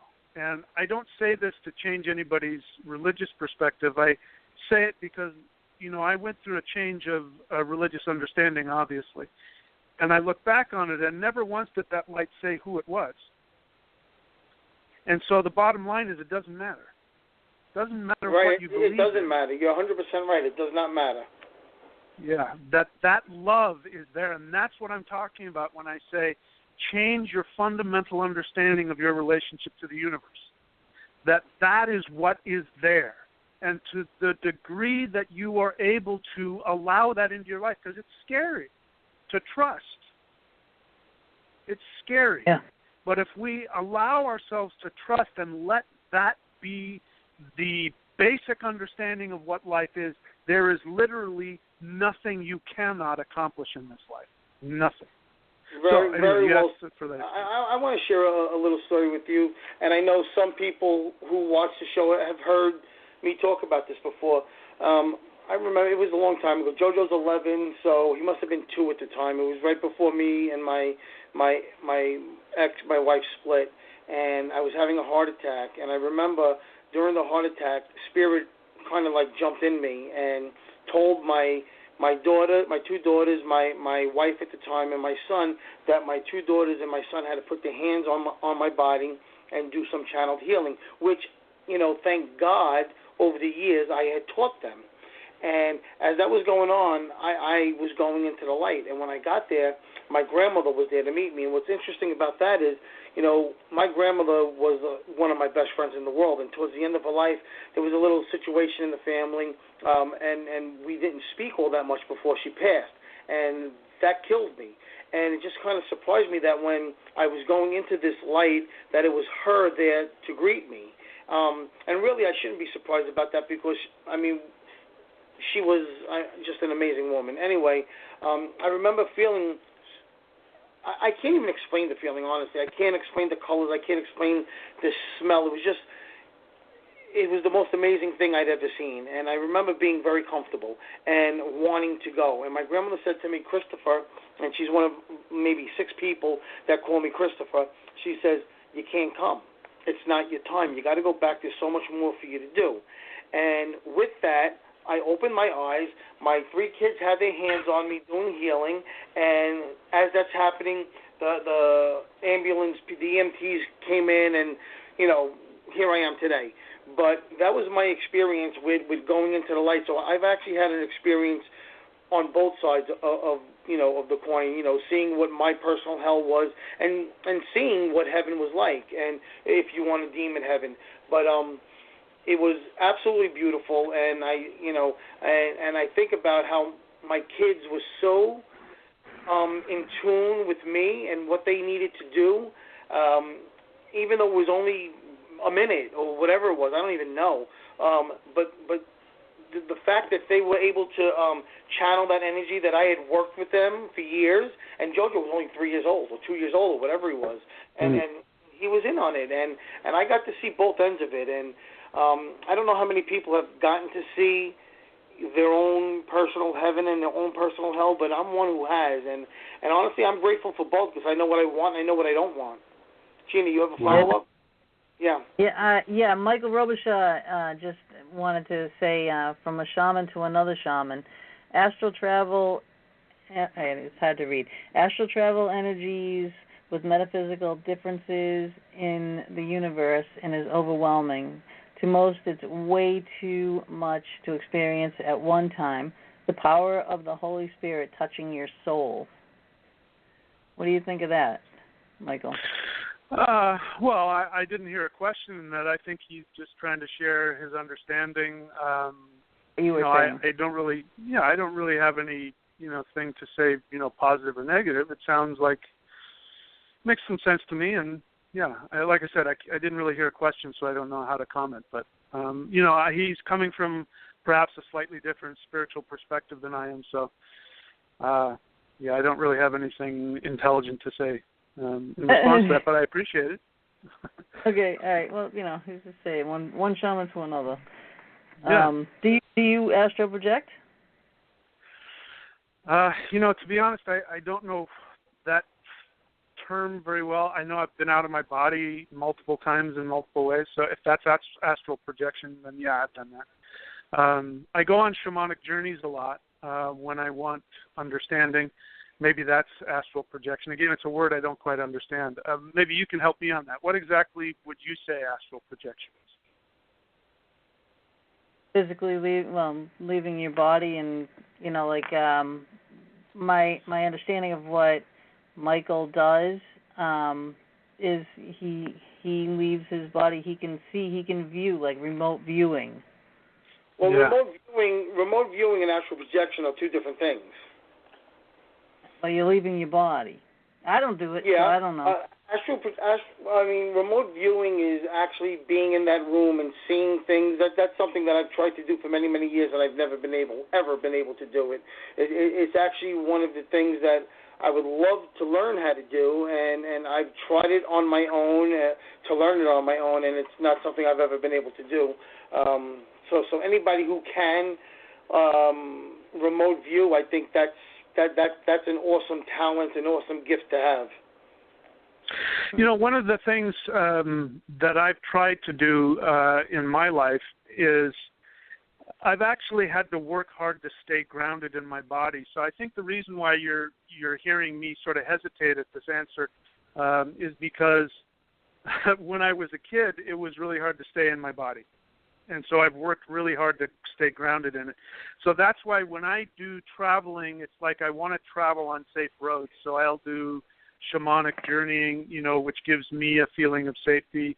So the idea of astral travel is just sort of like closing your, to be honest, when I do the African drumming, when I do the traditional African drumming, I have to like rest for 2 or 3 days because I can feel my spirit wants to come out of my body, and it's really quite uncomfortable. So my hat's off to anybody who can do it and feel comfortable doing it.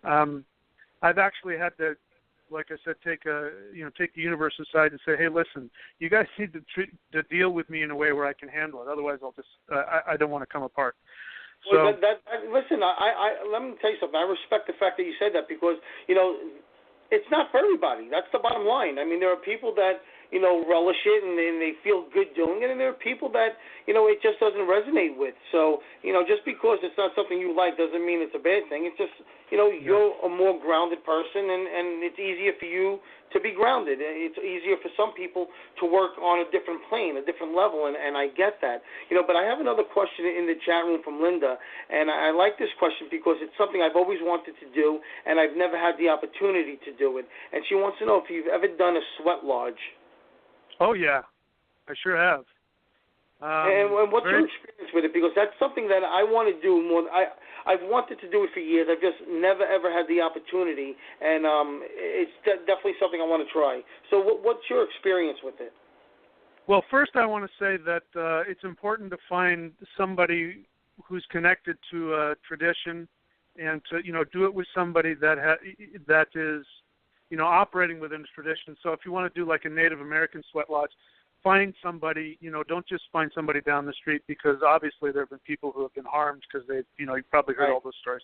But there's also, anybody who's doing any kind of ritual, their authority will bring something to that. So that's part of it.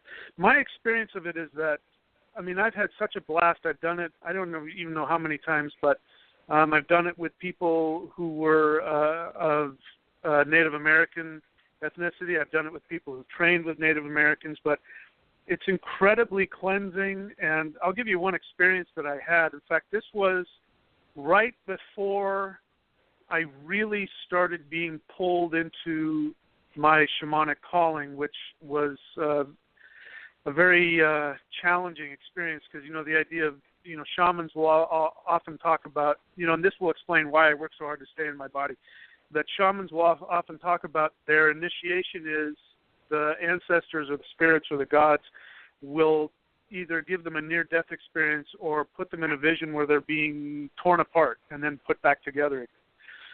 So I was at a sweat lodge, and I was just beginning to get pulled into that period where the universe was saying, listen, you're not a normal person, you're a shaman, and whether you like it or not, this is your path. You can fight it or you can accept it. And at the end of that at the end of that sweat lodge, I came out of the sweat lodge, and I'm not kidding you, I saw what looked like a bat that had to have been 10 feet tall and flying, and it flew across my vision and flew away. And it scared the crap out of me, because me being, being raised as a born-again Christian, I thought, did I just see the devil? What the heck was that? And here I am, this whole thing is happening, and then my life is coming apart. I didn't know what was happening. And I did some asking around, and they said, oh, the bat. That's a very powerful totem. That means that the bat wants to take you deep into the cave to show you the secrets underneath everything. And so once I saw it like that, I guess we, sort of like Batman. And I saw it like that, then I was like, oh, that's kind of cool. But, I love sweat lodges. I haven't been to one in a while, but, if somebody knocked on my door and asked me to go to one, I'd go right now. That's very cool.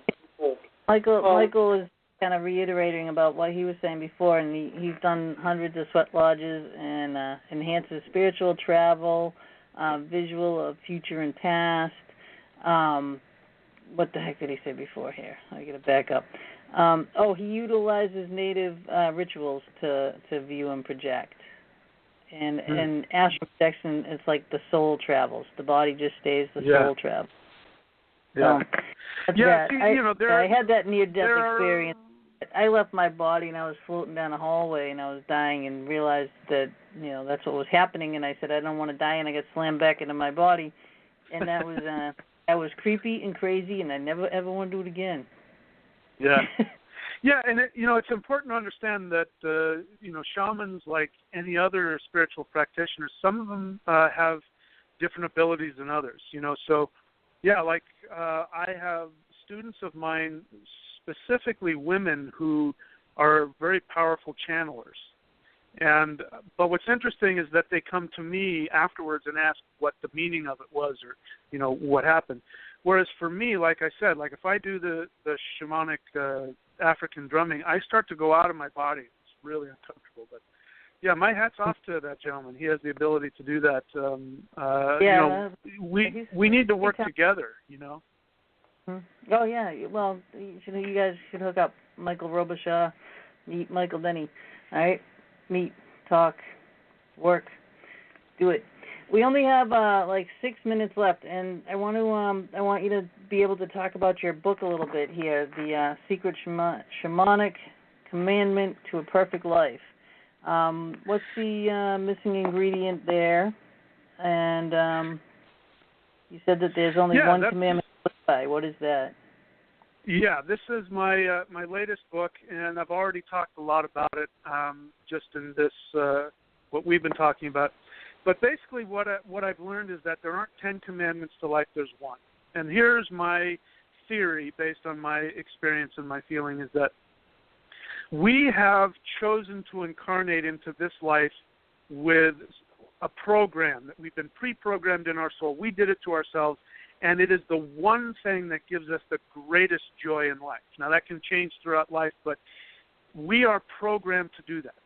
And the missing ingredient to the secret is that the secret says that if whatever you focus on is what you get. But then if that were the case, then everybody'd be a billionaire.